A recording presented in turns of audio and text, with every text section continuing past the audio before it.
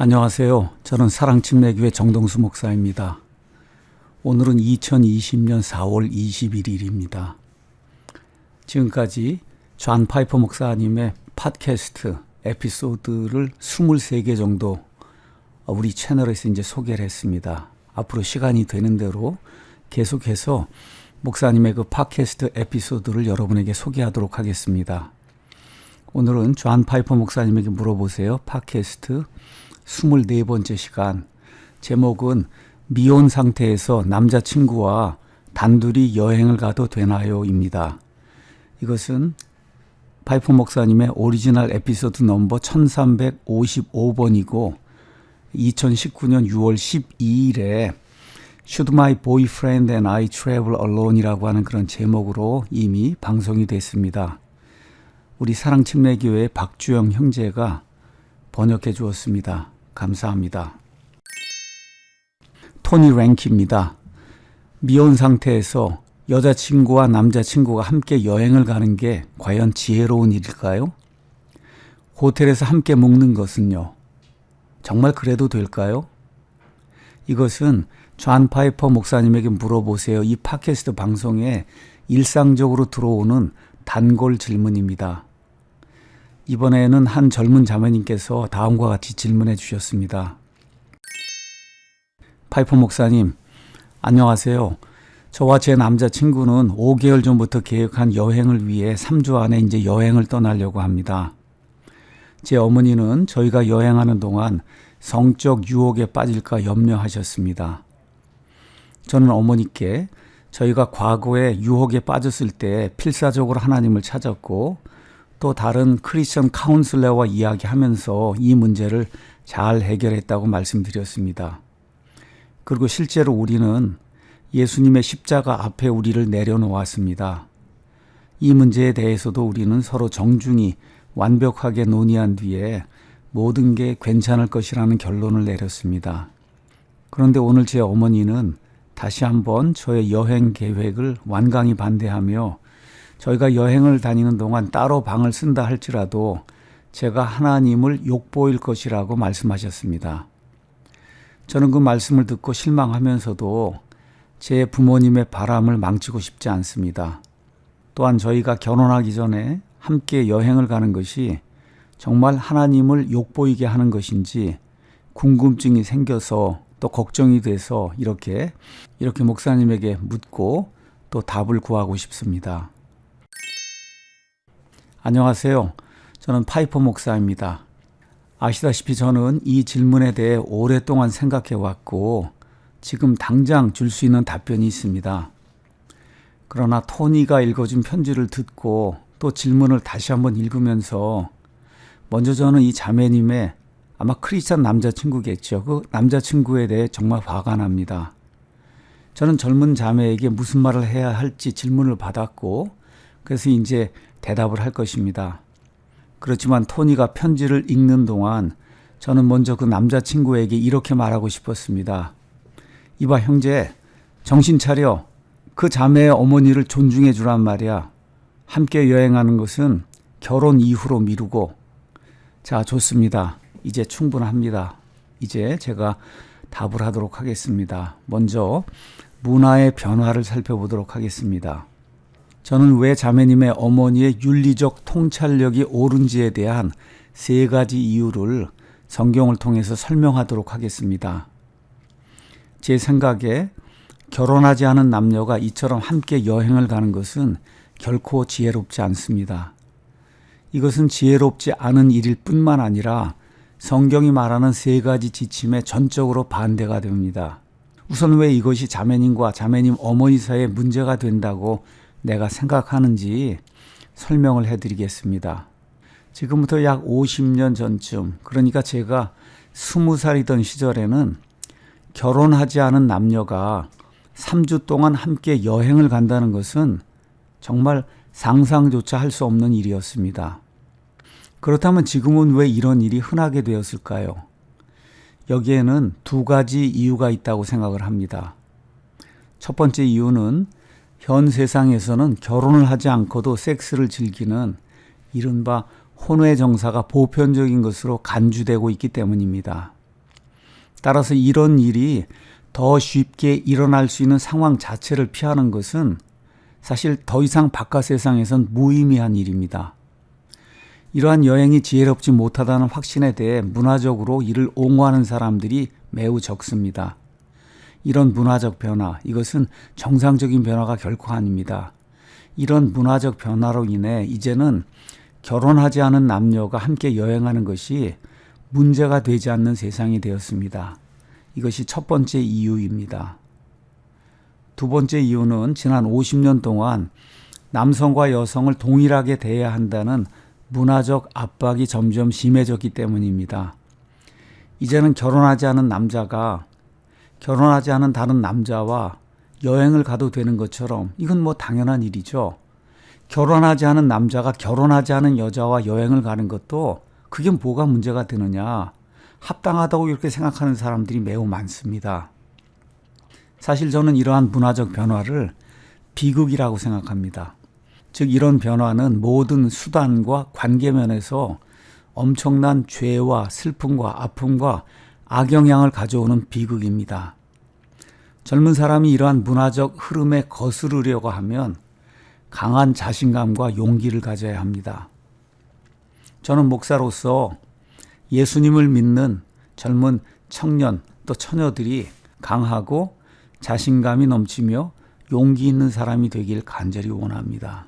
그리고 이 편지를 쓴 자매님의 남자친구, 아마 그분도 크리스찬인 것으로 보이는데 그분도 그런 사람이 되기를 원합니다.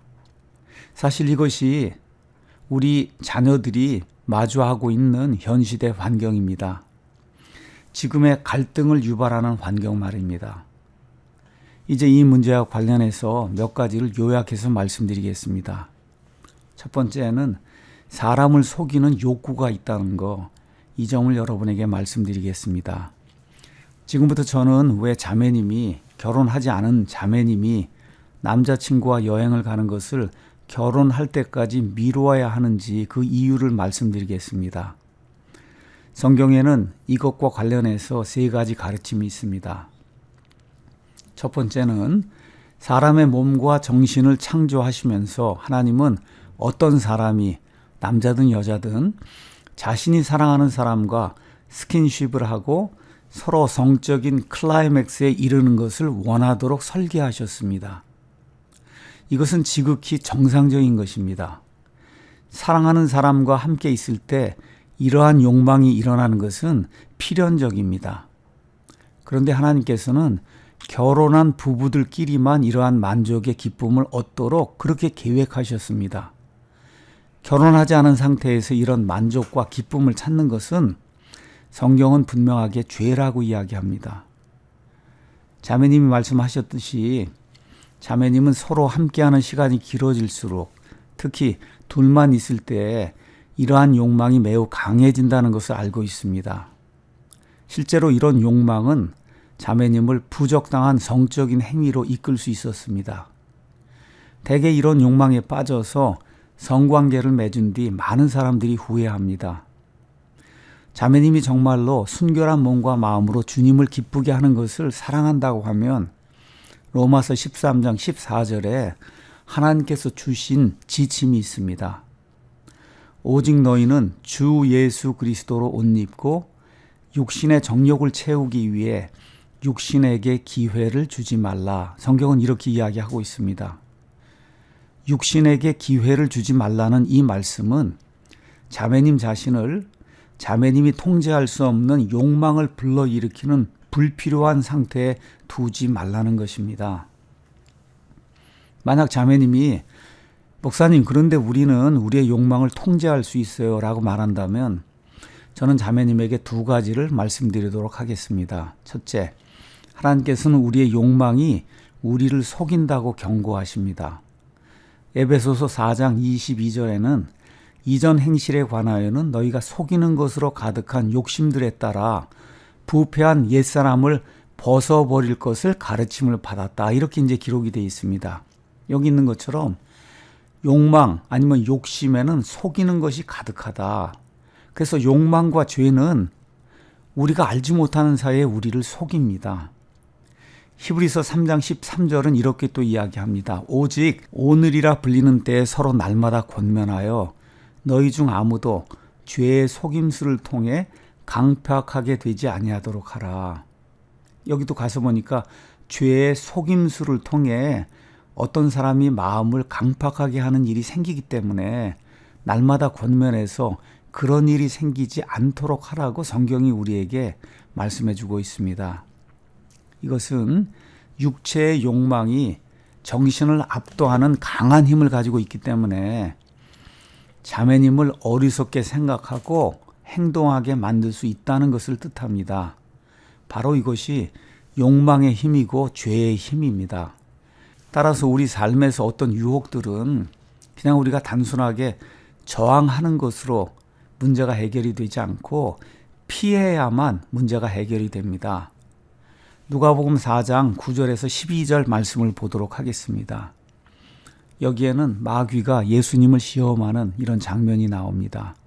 그가, 즉 마귀가 또 그분을 데리고 예루살렘으로 가서 성전 꼭대기에 그분을 세우고 그분께 이르되 내가 만일 하나님의 아들이거든 여기서 뛰어내리라.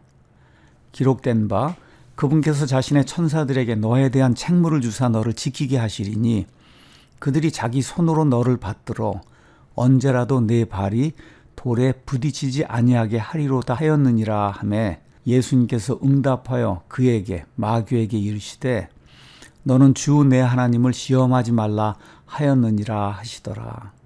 예수님께서 만일 성전 꼭대기에서 뛰어내리셨다면 아버지 하나님께서는 참으로 예수님을 붙잡을 수 있었을 것입니다. 그렇지 않습니까?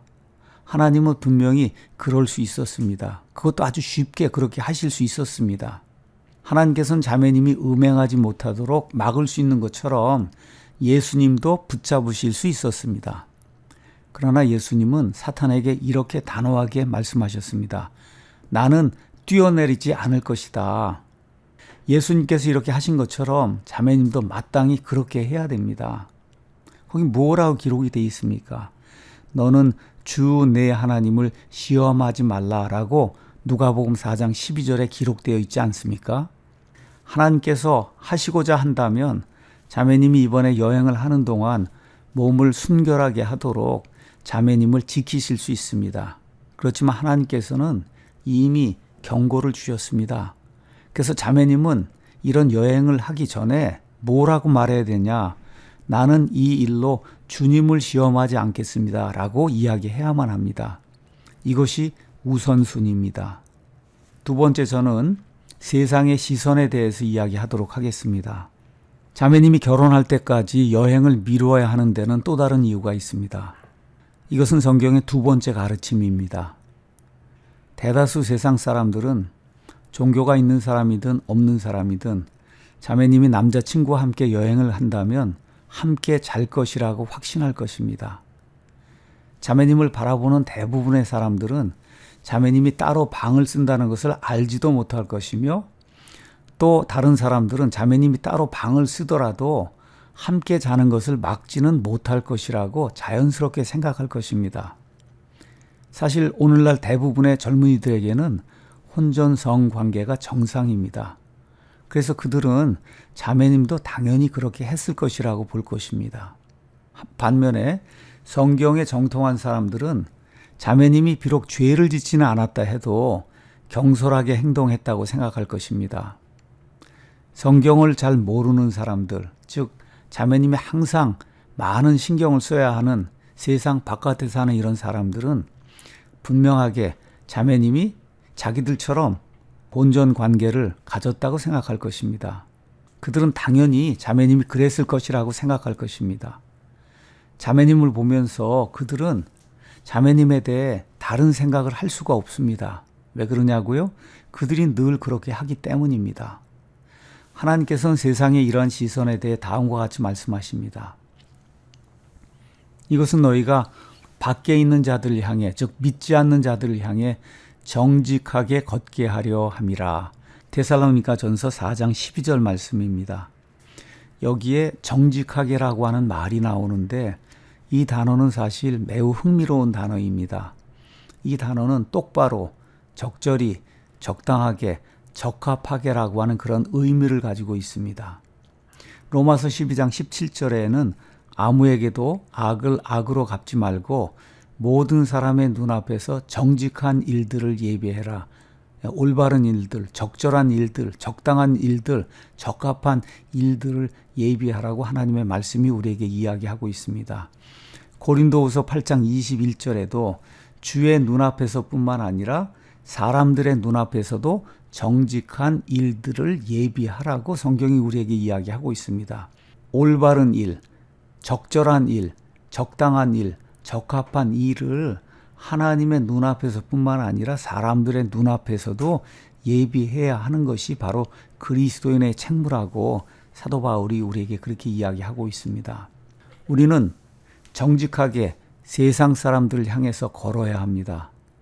만일 자매님이 이러한 여행의 즐거움보다 예수님을 더 사랑한다면, 그리고 자매님의 인생이 순결에 대한 예수님의 기준을 명확히 나타내기를 원한다면, 저는 자매님이 자매님의 약속, 즉 순결에 대한 예수님의 기준의 아름다움을 명확히 나타내겠다는 그 약속보다 이 여행을 더 우선순위로 둘 거라고 생각하지 않습니다. 그런 여행은 예수님을 사랑한다는 것을 결코 아무에게도 보여주지 않습니다. 세 번째, 저는 약한 자들을 보호하는 것에 대해 말씀드리겠습니다. 이것은 세 번째 이유입니다. 이 여행을 함으로써 혹은 하지 않음으로써 자매님은 다른 그리스도인들의 기준을 약화시키거나 혹은 강화시킵니다. 특히 자매님보다 더 연약한 지체들을 말입니다. 이런 사람들은 자매님이 남자친구와 여행하는 것을 보면서 자기들의 행위를 더 정당화시킬 이유를 찾았다고 생각할 것입니다. 주일학교 선생님이 저 자매님도 그랬잖아. 저분도 결혼하지 않은 상태에서 남자친구하고 여행을 갔잖아. 그러니까 나도 남자친구와 여행을 갈 거야. 이렇게 말하는 젊은이들이 주변에 이제 생겨날 것입니다. 이런 점에 대해서 사도 바울은 이렇게 이야기합니다. 그러므로 만일 음식이 내 형제를 실족하게 하면 나는 세상이 서 있는 한 고기를 먹지 아니하여 내 형제가 실족하게 하지 아니하리라. 이 말씀은 고린도전서 8장 13절입니다. 바울은 양심이 약한 다른 사람을 위해서 심지어 고기를 먹는 것도 피하겠다고 이야기했습니다. 이 말씀을 통해서 바울은 양심이 약한 다른 사람들, 그 사람들 위해서 하지 말아야 할 것이 있다고 그렇게 이제 생각했음을 이야기하고 있습니다. 그러므로 성적 순결과 관련해서 약한 사람들의 양심을 더욱 무디게 만들어줄 결혼하지 않은 남자친구와 3주 동안 여행하는 일, 이런 일은 정상적인 크리스찬이라고 하면 결코 하려고 하지 않아야 하는 것입니다. 다시 한번 말씀드리겠습니다. 바울은 분명히 이 말을 하려고 했을 것입니다. 나는 성적 순결과 관련해서 약한 사람들의 양심을 더욱 무디게 만들어줄 3주짜리 여행을 결코 가지 않을 것이다. 자매님에게는 그리스도인의 영혼의 자유 안에서 이 여행을 갈 권리가 있습니다. 아마도 있을 것입니다. 근데 지금 우리는 이런 자유를 이야기하는 것이 아닙니다. 사도 바울은 이렇게 이야기합니다. 이 사역이 비난을 받지 않게 하려고 우리가 어떤 일에서도 실족거리를 주지 아니한다. 고린도후서 6장 3절 말씀입니다. 사실 바울에게 이 말은 그가 가진 모든 권리를 포기하는 것을 뜻합니다. 제가 지금 말씀드리는 것은 권리나 자유의 문제가 아닙니다. 사랑과 순결의 문제입니다. 또한 자매님이 장기적으로 결국 파멸을 가져올 현 시대 문화적 유행에 참여할지 참여하지 말지의 문제입니다. 성경에 나오는 명백한 이와 같은 세 가지 가르침 때문에 저는 이번 여행에 대한 자매님 어머니의 도덕적 통찰력이 100% 옳다고 생각합니다. 즉 남자친구와 결혼하지 않은 상태에서 자매님이 3주 동안 여행 가는 거, 이것은 성경적으로 옳지 않습니다. 마지막으로 저는 자매님이 남자친구와 함께하는 기쁨을 오래 누리기 위해 함께 미혼 상태에서 단둘이 여행하는 것은 자매님의 결혼을 위해서 포기해야 한다고 생각합니다. 아마 이 일에 대해서 나중에 자매님은 결코 후회하지 않을 것입니다. 여기까지가 조한 파이퍼 목사님의 상담 내용이었습니다. 제가 고린도전서 6장 15절에서 20절 말씀을 읽고 마치도록 하겠습니다. 우리 구원받은 사람들 향해서 사도 바울이 이렇게 이제 이야기합니다. 하나님의 말씀입니다. 너희 몸이 그리스도의 지체인 줄을 너희가 알지 못하느냐. 지체라고 하는 말은 멤버라는 거예요. 멤버. 우리의 손가락이 있고 발가락이 있고 코가 있고 이런 모든 게 우리의 멤버입니다. 그러니까 우리가 구원받으면 예수님의 몸의 일부라는 겁니다. 그런즉 내가 그리스도의 지체를 취하여 창녀의 지체로 만들겠느냐? 결코 그럴 수 없느니라. 도대체 무슨 말이냐? 창녀와 결합하는 자는 한 몸인 줄을 너희가 알지 못하느냐? 그분께서 이르시되 둘이 한 육체가 되리라 하시느니라. 그러나 주와 결합하는 자는 한 영이니라. 여기에서 사도 바울은 음행하는 그런 일, 특별히 고린도 교회에 유행하던 신전에서 창녀들과 음행을 벌이는 그런 일, 이것이 악행임을 지적하면서 둘이 결합이 되면 한 육체가 된다. 이런 말씀을 이제 이야기하고 음행에 대해서 결론을 이렇게 내립니다. 6장 18절입니다. 음행을 피하라. 음행이라고 하는 말, fornication은 결혼하기 전에 남녀가 짓는 성적인 이와 같은 죄를 이야기합니다. 사람이 행하는 모든 죄는 몸 밖에 있지만 음행하는 자는 자기 몸에 죄를 짓느니라. 우리가 짓는 모든 죄는 우리 몸 밖에 있습니다. 그렇지만 음행을 하게 되면 우리 몸에, 우리 몸 안에다가 죄를 짓는다는 것입니다. 무슨 말이냐? 너희 몸이 너희가 하나님에게서 받은 바 너희 안에 계신 성령님의 전인 줄 너희가 알지 못하느냐. 다시 말해 구약시대 이스라엘 백성에게 솔로몬의 성전이 있었어요. 그 안에 하나님의 영께서 거하셨습니다. 근데 지금 이 신약시대에는 저와 여러분의 몸, 이 몸 안에 하나님이 영이 거하시기 때문에 우리의 몸이 바로 하나님의 성전이다. 이렇게 이야기하고 있습니다. 너희는 너희 자신의 것이 아니니 주께서 값을 치르고 너희를 사셨느니라. 우리가 이미 구원받았을 때는 예수님께서 십자가에서 피를 흘리시고 매우 고귀한 희생을 치르시고 우리를 사셨습니다. 그런즉 하나님의 것인 너희 몸과 너희 영으로 하나님께 영광을 돌리라. 성경이 분명하게 우리에게 이렇게 이야기하고 있습니다. 우리의 몸과 우리의 영을 가지고 하나님께 영광을 돌리는 빛과 소금의 역할을 하는 이런 삶을 사는 거, 이것이 그리스도인의 올바른 태도요, 올바른 책무라고 성경이 우리에게 이야기하고 있습니다. 우리 교회 안에도 우리 이제 아이들이 이제 많이 자라고 있습니다. 이런 아이들 세상 문화의 동화가 돼서 혼전, 섹스하고 또 이런 여러 가지 그 방탕한 그런 생활하는 거 하나님이 기뻐하는 일이 결코 아닙니다. 왜냐하면 이 음행은 사람의 몸에 죄를 짓는 것이기 때문입니다. 하나님께서 우리와 함께 해주시고 우리뿐만 아니라 우리의 아이들, 이 바이블 빌리빙 하려고 하는 이런 아이들이 이런 음행의 죄에서 벗어나서 하나님의 말씀을 최우선으로 두고 말씀을 지키기 위해서 노력할 때 하나님께서 정직하게 살려고 하는 그 사람, 남자든지 여자든지 그 사람에게 하늘의 복을 충만히 주실 줄로 믿습니다.